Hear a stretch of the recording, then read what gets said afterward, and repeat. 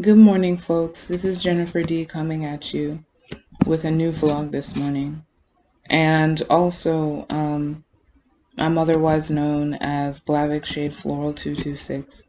So I greet you and say hi this morning. And I'm going to go on and get started with my discussion. Why is it that it's so damn hard for me to meet and contact someone commonly in a local area of mine? Just imagine how YouTube gets when they see a new poster's thumbnail with their colored pictures. That's not going to drive fairer skinned viewers your way if you're hoping to break some numbers. So, to the ones who keep asking, are we alone? Aliens, I want to say, get real. Hit a local spot in your area and mingle there.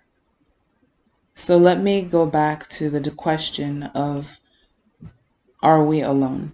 Since we all want to meet someone when we're online, we've all dealt with the question of whether to invest in a dating site for the human contact, or to go to a social service for some conversation or hours-long discussion with someone wanting to hook up, or just be able to have someone to go with them to talk to.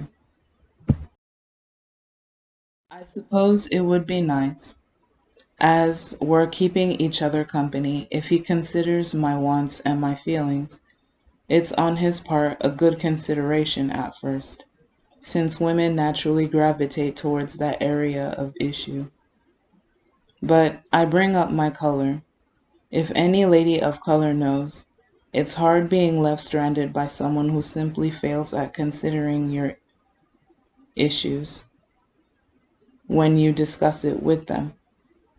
People do get caught up in themselves, and sometimes, just sometimes, when aware of your issues, they may question if they're better than you.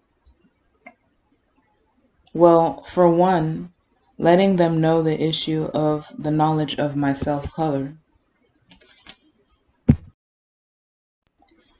It's the source and force of emotional power struggles that keeps me from the one helpful goal at maintaining some familiarity with them, when the very thought of someone fairer than a person like me, and the fact that how I look like cannot even compare to this etherealness that fairer skin always entices. I question whether it makes me this sort of personal anomaly to them, because they may not relate to my appearance, and don't know how to make of them. Because we are not akin, and that we do appear looking different. So oddly enough, it leads me to worry if I'll ever experience anything worthwhile, which will lead me to experience some form of emotional support from them, and if possibly they genuinely feel quite respectful to me about my being an equal and prized companion, in spite of differences.